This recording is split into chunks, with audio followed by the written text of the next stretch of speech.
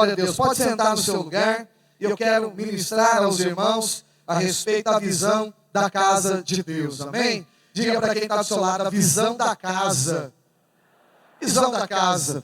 Eu sei que nós estamos no ano da casa cheia, e eu tenho dito para os irmãos que quem prepara a casa somos nós, mas quem enche a casa é o Senhor, amém? Então eu creio que essa conferência veio no momento oportuno, e que existem coisas que Deus vai fazer com você, através de você, no seu ministério, por intermédio dessa palavra. Quantos querem receber dessa palavra aí? Então eu tentarei pregar em 35 minutos. Aí se você conseguir não levantar agora, segura aí, porque o meu interesse é que você tenha uma revelação da palavra de Deus e você possa sair daqui hoje transformado pelo céu. Amém?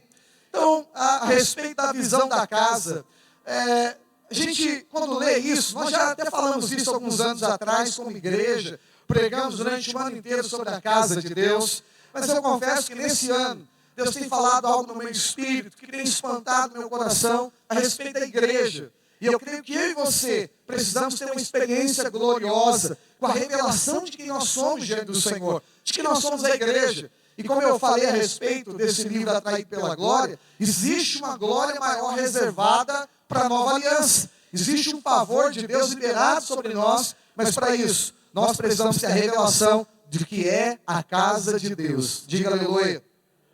E eu queria começar por um texto que eu nunca imaginei que eu ia encontrar essa revelação lá, que você já conhece, mas hoje você vai se aprofundar nessa revelação que é Gênesis, capítulo 28, do versículo 10 em diante. E eu vou ler, se os irmãos puderem projetar, Gênesis, capítulo 28, versículo 10 em diante. Tudo que eu for pregar, eu vou usar desse texto, eu vou citar alguns outros. Se você quiser apenas anotar, para você ir conferindo comigo, mas eu quero que você leia, que você pelo menos ouça, e juntos nós vamos fluir na revelação. Amém? Vou ler na versão RA, e você pode nos acompanhar. E partiu Jacó de Berseba e seguiu para Harã, e tendo chegado a um certo lugar, ali passou a noite, pois já era sol posto. E tomou uma das pedras daquele lugar, e fê-la seu travesseiro. E deitou ali mesmo para dormir, e sonhou. E eis posta na terra, o que, meus amados irmãos? Está aí? Coloca para nós, qual é o versículo 12. Ali, ó. Isso mesmo, uma escada, e eis que posta na terra uma escada cujo topo atingiu o céu, e os anjos de Deus subiam e desciam por ela. Diga comigo, subiam e desciam. Vai guardando esses detalhes que a gente vai voltar em cada um deles aqui hoje. Versículo 13, perto dele estava o Senhor e lhe disse, eu sou o Senhor, o Deus de Abraão, teu pai, o Deus de Isaque, e a terra que está deitado, estás deitado, eu te darei a ti e a tua descendência, e a tua descendência será como o pó da terra, e semente-á para o ocidente, para o oriente, para o norte, para o sul, e em ti e na sua descendência serão abençoadas todas as famílias da terra. E eis que estou contigo e te guardarei por onde quer que fores, e te farei voltar a essa terra, porque não te desampararei até cumprir aquilo que é referido. E despertado Jacó do seu sono, disse, na verdade o Senhor está nesse lugar, diga comigo assim, e eu não sabia. E temendo disse, quão terrível é esse lugar, e ele dá o nome desse lugar, está projetado, eu queria que você lesse comigo, diga assim comigo, é a casa de Deus. E o que é a casa de Deus? Diga, a porta dos céus. Você pode guardar esse detalhe também, a casa de Deus, a porta dos céus. Continuação do texto para ganharmos tempo até o versículo 22, o verso 18 diz, e tendo levantado Jacó cedo de madrugada, tomou a pedra que havia posto por travesseiro e erigiu uma coluna, sobre cujo topo entrou o azeite, e ao lugar, cidade que outrora chamava-se Luz, deu o nome de, diga, Betel.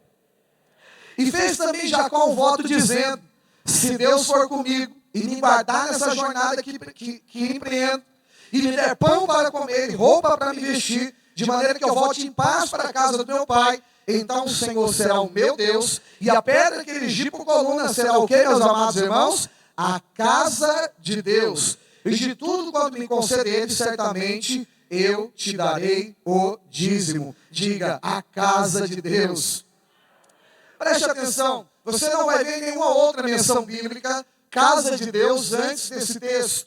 O interessante é que o primeiro contexto de casa, ele começa através dessa experiência que Jacó teve com o Senhor. E quando nós olhamos a palavra de Deus, a gente começa a pensar por que ele chamou então aquele lugar de casa de Deus. Preste atenção, não é porque Deus estava lá, porque a Bíblia diz, perto dele estava o Senhor. Eu acredito que não foi por causa desse aspecto. Pastor, mas por qual aspecto que Jacó chama então aquele lugar de porta do céu, de casa de Deus? Por causa de um detalhe, porque anjos subiam e anjos desciam. Pastor, o que significa isso? Eu creio que a casa de Deus, ela carrega esse sinal profético. Diga-se comigo, conexão de céu e terra. Vai guardar esses detalhes que o Senhor vai falar com você ainda aqui hoje. Conexão de céu e terra. Por que Jacó então chama de porta dos céus? Por que ele chama aquele lugar de casa de Deus? Diga comigo, conexão. Porque anjos subiam e anjos desciam? Porque no mundo espiritual funciona dessa forma. Quando você interage com o Senhor, o mundo espiritual também interage com você. E aí, Jacó então chama aquele lugar de casa de Deus. O interessante é que Deus sempre foi um Deus de relacionamento. Os irmãos sabem quando Deus criou Adão e Eva, o primeiro casal, toda tarde Deus visitava Adão e Eva. E nem esperou a lua de mel, toda tarde Deus estava visitando esse casal. Mas Deus não pediu nenhuma casa para Adão e Eva. E você vai encontrar na história bíblica 3 instituições que Deus estabeleceu para se relacionar com os homens. Eu só vou passar por cima delas e eu quero lembrar você. A primeira instituição, levanta esse dedo e diga assim, o templo móvel. O que era o templo móvel? Você vai ouvir que o primeiro templo móvel foi o tabernáculo que Moisés levantou no deserto. Davi também teve o seu tabernáculo, mas a primeira instituição foi o templo móvel. E era interessante que os hebreus armavam o tabernáculo e a Bíblia diz que era conforme a nuvem se movia. Eu estava estudando o Êxodo e eu vi que a base só do véu, só a base, ela pesava 3 toneladas e 800, se eu não me engano. Agora pensa comigo, o tabernáculo era carregado nas mãos. Naquele sol do deserto, a Bíblia diz que às vezes a nuvem ficava 20 dias em um lugar, 12 dias, 7 dias e às vezes 2 dias. Pensa comigo. Aquele trabalho inteiro, ritual inteiro para montar um tabernáculo. E depois que montava em 2 dias, a nuvem mudava. Se fosse no Brasil, como é que seria a história, meu amado irmão? Ó, Deus decide. O Senhor vai deixar aqui, espera mais um pouco, a gente arma, fica um ano no lugar, que aí fica mais fácil. Só que eu percebi o seguinte, os hebreus eram um povo que murmuravam. Mas nunca murmuraram por causa do tabernáculo. Já percebeu isso? Não tem nenhum relato que eles reclamavam porque estavam montando a casa de Deus. E o Senhor falou no meu coração, fiquei pensando por quê? Era tão trabalhoso. E o Senhor falava, porque eles se moviam conforme a nuvem se move. E eu creio que esse é o aspecto da igreja. Posso ouvir amém? Quando nós movemos segundo a direção de Deus, diga para o irmão que está do seu lado, não tem cansaço. Deixa eu te falar, essa conferência aqui é um mover da nuvem de Deus. O fato de você estar aqui é um privilégio para você, porque aqui é onde você é renovado, você é transformado, e você está aqui porque a nuvem está se movendo. Diga aleluia. Fala para quem está do seu lado, quando Deus se move, aí você também se move. Diga aleluia. Mas muito bem, esse era o primeiro então, templo. Diga comigo, templo móvel. Segunda instituição que Deus constrói ou edifica como casa, chama-se templo fixo. Levanta o segundo dedo e diga, templo fixo. Você conhece a história. Durante a história bíblica existiram 3 templos fixos. O primeiro era o templo de Salomão. E havia glória naquele templo de Salomão, a ponto de que quando a manifestação da glória de Deus entrou, a Bíblia fala que os sacerdotes não podiam ficar de pé. E quem estava fora não conseguia entrar, porque a glória de Deus o impedia de entrar. Fala para o irmão que está do seu lado, era muita glória de Deus.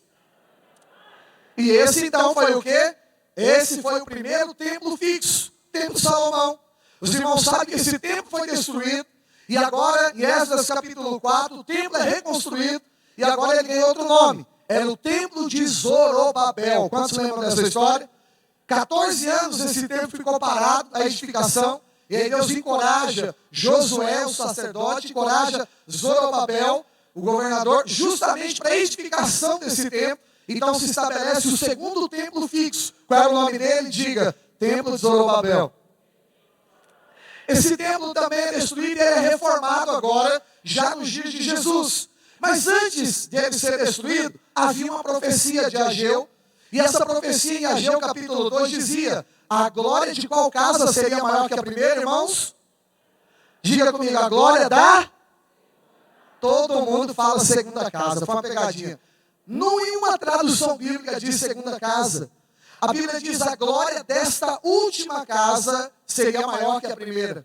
Por se tratar de uma profecia, era literal. Era para aquela casa também. E por coincidência, de fato, era a segunda casa.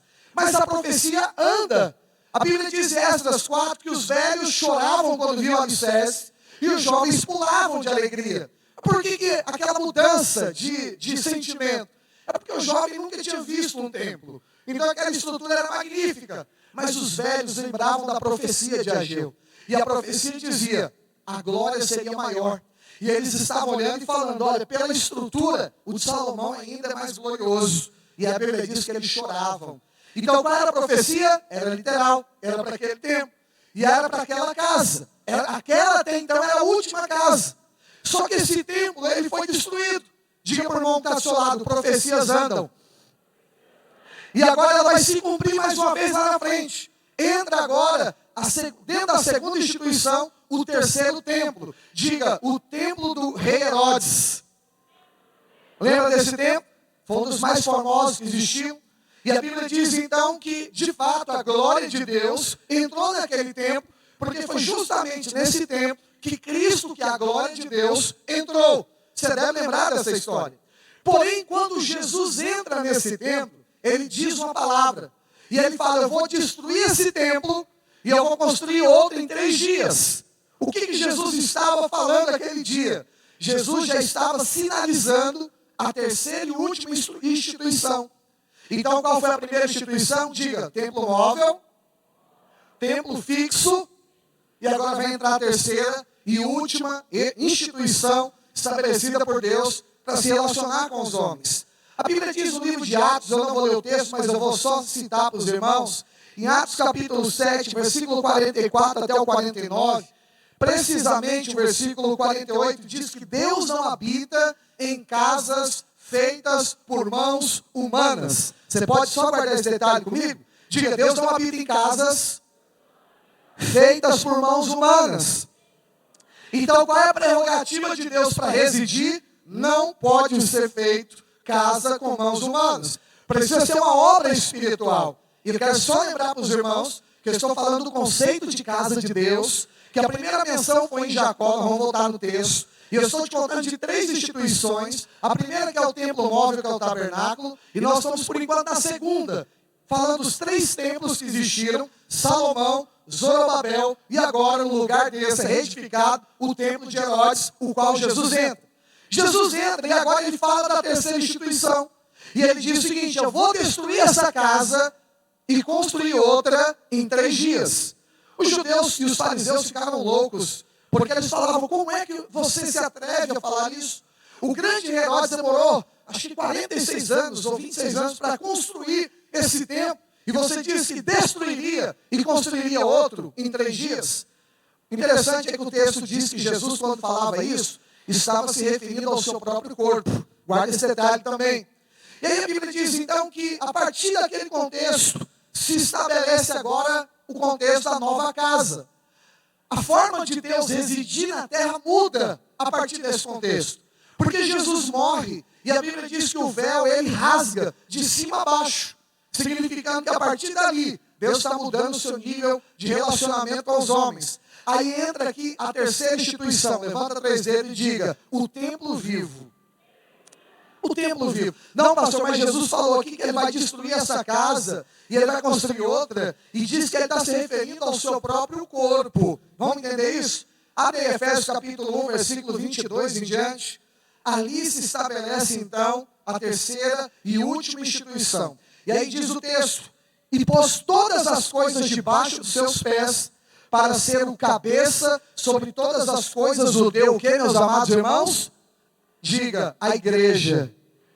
O que Deus deu para Cristo ser o cabeça? Um corpo.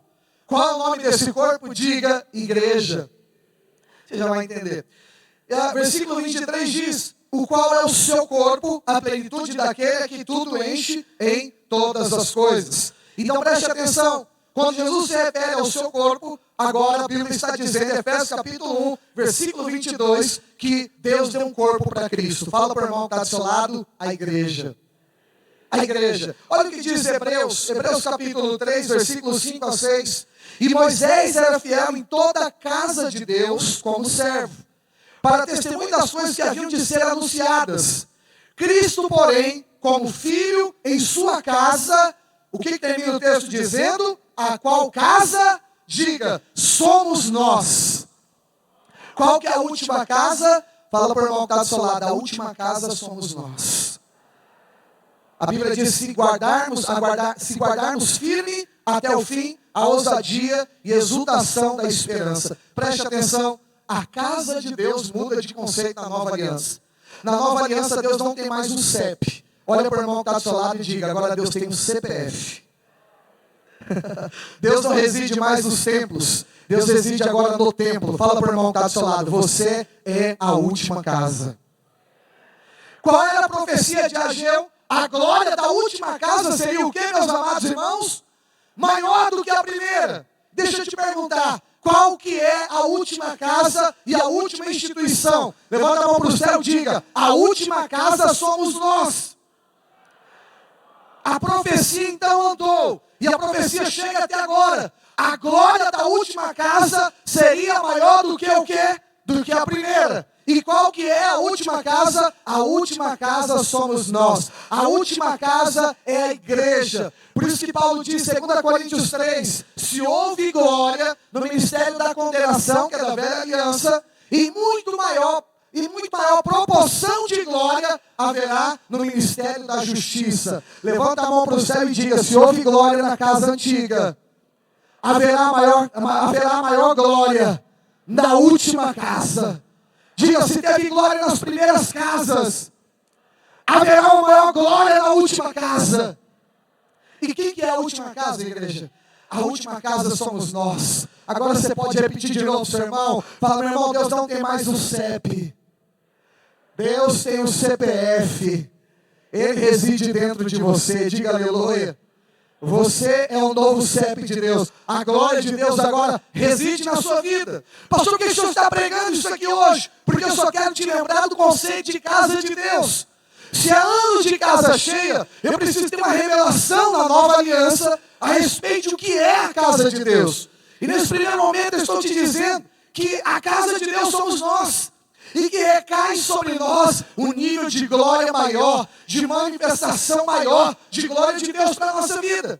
Mas onde que está esse mover? Por que a igreja não vive moveres tão grandes?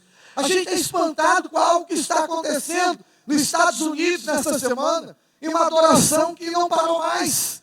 Mas eu quero dizer para você, existem coisas maiores reservadas para a igreja. Fala para o irmão que está do seu lado, tem uma promessa de glória maior para você, meu amado irmão. Eu fiz uma decisão na minha vida, meu amado irmão, de viver o sobrenatural de Deus. Quando eu me converti, eu desejei um sinal profético na minha vida, e eu me converti debaixo de um ambiente de glória, de manifestação do sobrenatural de Deus. Eu lembro que eu cheguei no sítio, eu amo encontro de avivamento, conferência igual essa, porque aqui é lugar onde o sobrenatural se instala. Posso ouvir amém? Aqui chamados são liberados, dons espirituais são liberados, que vai definir seu futuro, que vai definir muitos anos da sua vida. E eu cheguei naquele sítio, eu tinha me convertido aproximadamente com 12 anos, mas eu não tinha uma experiência com o Espírito Santo. Com 16 anos de idade eu fui para esse sítio. E aí quando eu cheguei lá, chamaram um pastor judeu para pregar, aqueles mistérios grandes. E aí, o que acontece é o cara ora, a piscina esquenta, a água sai fumaça, o cara ora, dente de ouro aparecia nas pessoas, carne esponjosa subia do nariz, pessoas emagreciam na minha frente. Essa unção é boa, hein? Estou precisando dela. Sem brincadeira, foi 2 palmos na vida da irmã. Quando eu falei, próximo era magro naquela época, não precisava. Hoje eu estou precisando dessa unção. Se você tem um dom, ore por mim, amém? Aí o que aconteceu? Eu vi tantos sinais, e olhando todo aquele ambiente de glória, gente que estava possessa, gente que estava oprimida, era possessa, manifestava demônios, e aqueles demônios de verdade, sabe, irmão? Não é aquela coisa de só falar que está enjoado, não.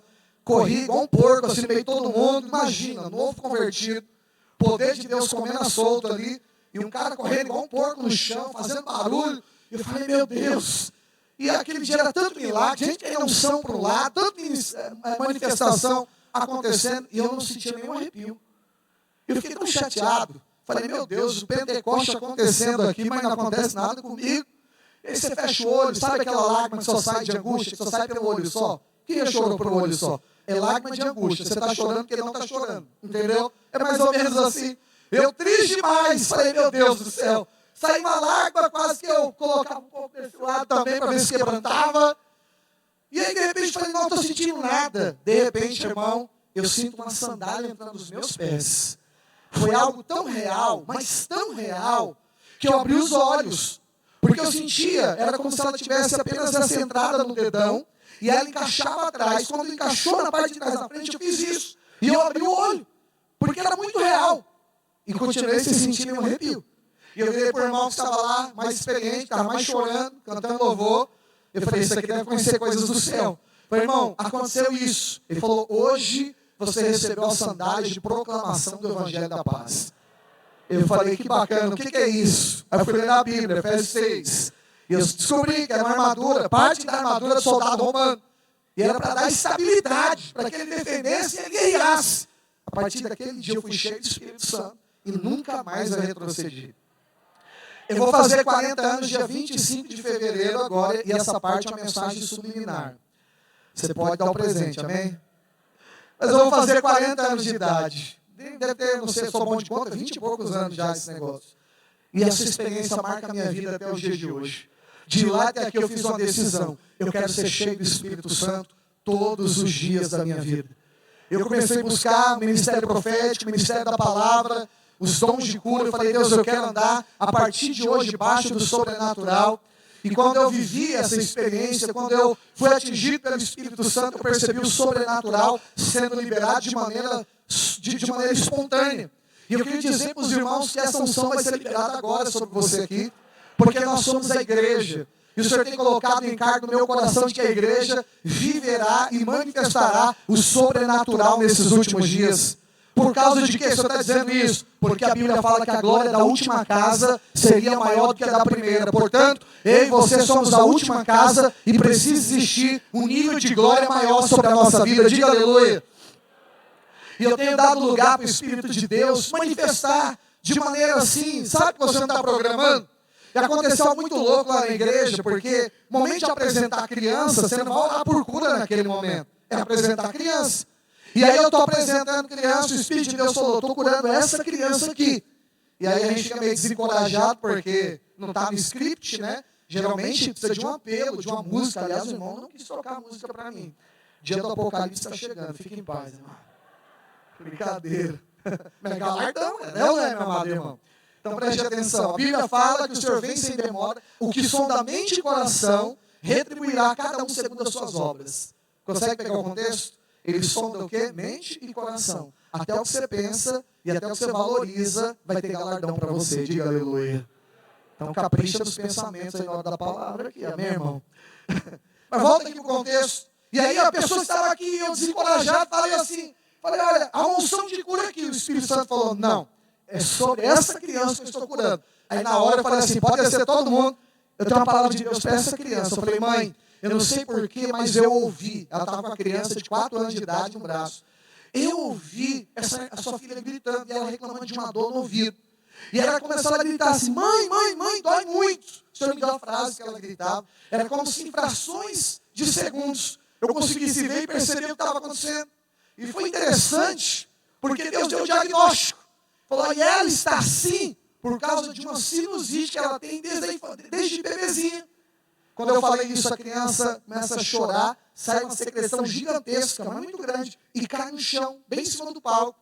Aí a mãe chorando diz assim, ela reclama de dor. Aí eu perguntei para ela, dei o microfone e falei, dói aonde? Ela reclama de dor aonde? No ouvido. Eu falei, qual ouvido? Ela disse, o ouvido esquerdo. Eu falei, a partir de hoje sua filha não terá mais nenhum tipo de enfermidade, porque ela está sendo curada pelo Senhor agora. E aí, quando essa irmã chega em casa, a criança vai dormir e sai sangue do ouvido dela. E ela mandou um testemunho para mim recentemente, ela vai gravar um vídeo, eu vou postar nas minhas redes sociais.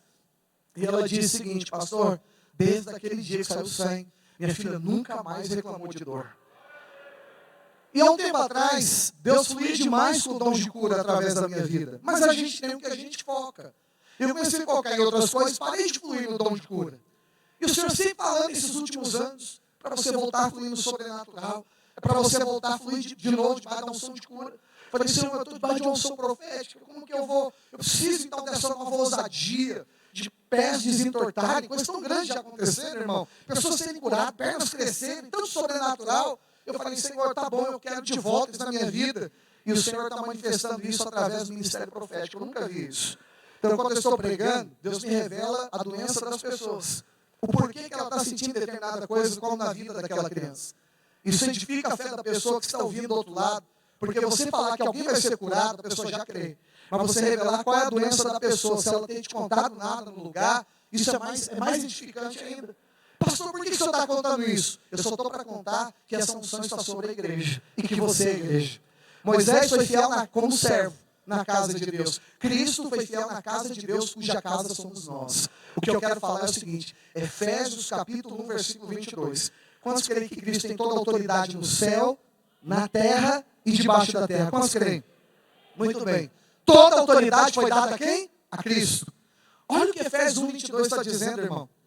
Que Deus pegou a igreja e transformou em corpo de Cristo. Cristo é o cabeça desse corpo. E toda a autoridade no céu, na terra e debaixo da terra foi dada agora para a igreja. Fala para o irmão que está do seu lado: toda a autoridade do universo foi dada à igreja. Agora põe a mão no ombro dele e diz: a igreja é você, somos nós, meu amado irmão. Quando você está entendendo essa palavra, diga amém. Então eu quero que você entenda, nós vamos viver coisas muito grandes nesse tempo. Quando nós entendemos que a igreja somos nós, que a última casa somos nós, e que é uma medida de manifestação de sobrenatural para a última casa que somos nós. E eu quero profetizar nesse ministério, porque isso vai acontecer nas casas, nas células, através da sua vida, onde você estiver andando. Deus vai despertar o sobrenatural em uma medida que jamais esse ministério viu. Deus vai despertar o sobrenatural na sua vida em uma medida a qual você nunca experimentou. Se você tem recebido palavra de que a casa será cheia, que haverão muitas conversões, o Senhor está dizendo aqui, a segunda peça do quebra-cabeça será através do sobrenatural, de uma casa cheia da manifestação da glória de Deus, e através disso você vai ver o que Deus vai fazer sobre essa terra. Diga aleluia. Os tempos mais difíceis de pandemia foi o tempo que a nossa igreja de Interlagos mais cresceu. Em todo tempo de pandemia, eu acho que a gente ganhou umas 350 pessoas. Pastor Tony foi lá no nosso prédio. Nós chegamos agora em quase 1.100 membros agora e 800 crianças. Eu comecei a igreja, nós tínhamos 78 irmãos em 2011. Agora, por que Deus foi fazendo tanta coisa grande? Eu vou te falar o porquê. Manifestação do sobrenatural de Deus. Quando você permite o sobrenatural de Deus se manifestar na casa que é você, pode ter certeza, o céu vai se manifestar na terra. Diga aleluia. Olha para quem está do seu lado e profetiza na vida dele. Fala assim: olha, meu amado irmão, o céu vai manifestar sobre você. Diga para ele: tem medida do sobrenatural para ser liberado sobre a sua vida.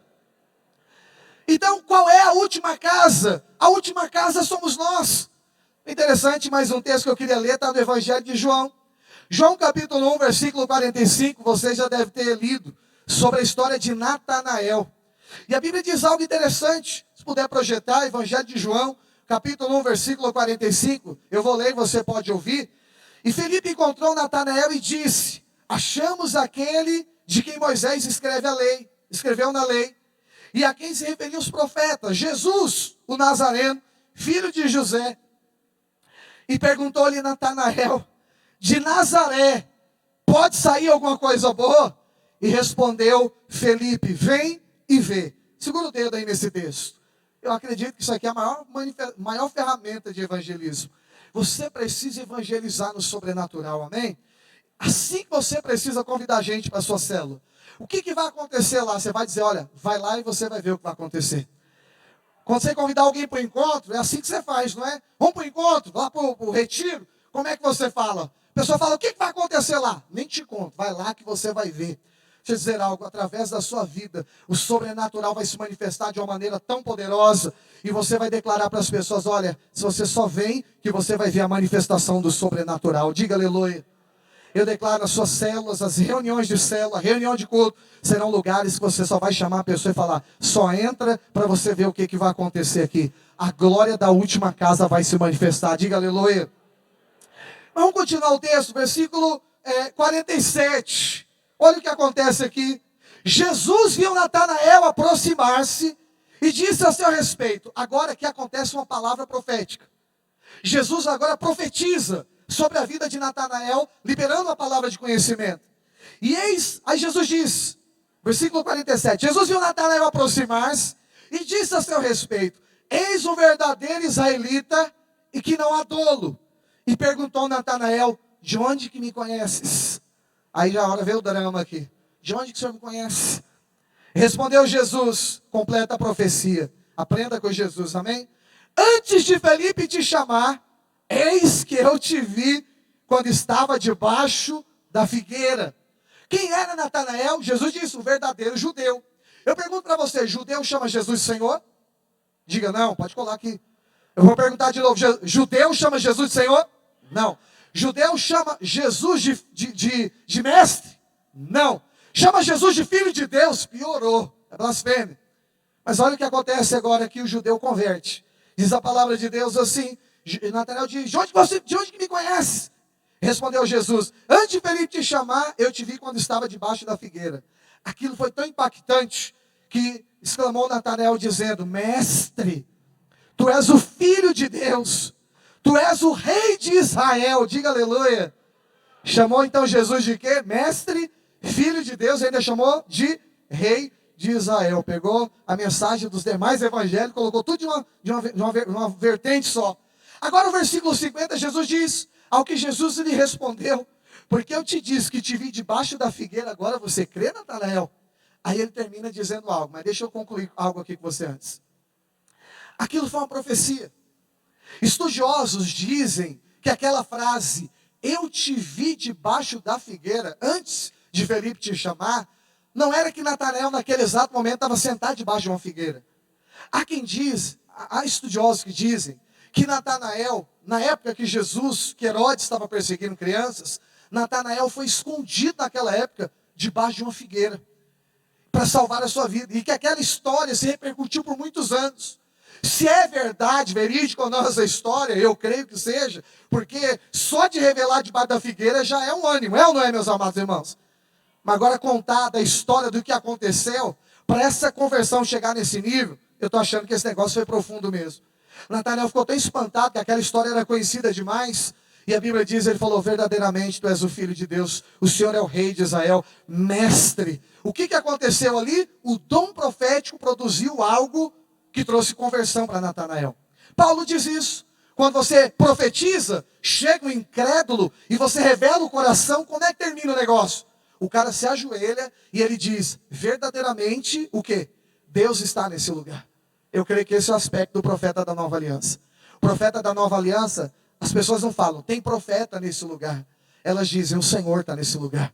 Porque ele ao mesmo tempo é sacerdote e introduz a presença do Senhor na vida das pessoas. Mas olhe para cá, Jesus diz algo para Natanael e agora espantado, Natanael converte por causa do dom profético. Quantos aqui gostam do dom profético? Diga amém. Eu gosto.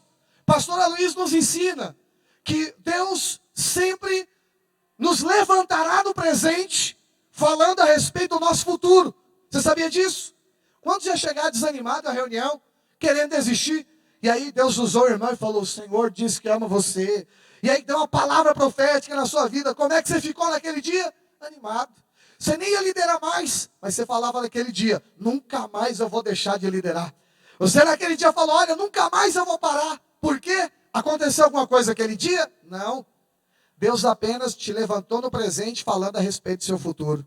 Fala para o irmão que está do seu lado, o dom profético nos levanta. Só que tem algo interessante aqui.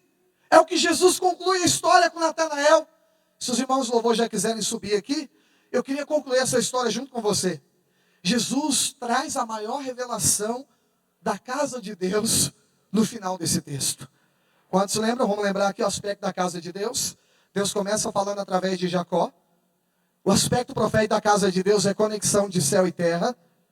Existiram 3 instituições, diga móvel, fixo, e põe a mão aqui no seu interior, diga templo vivo.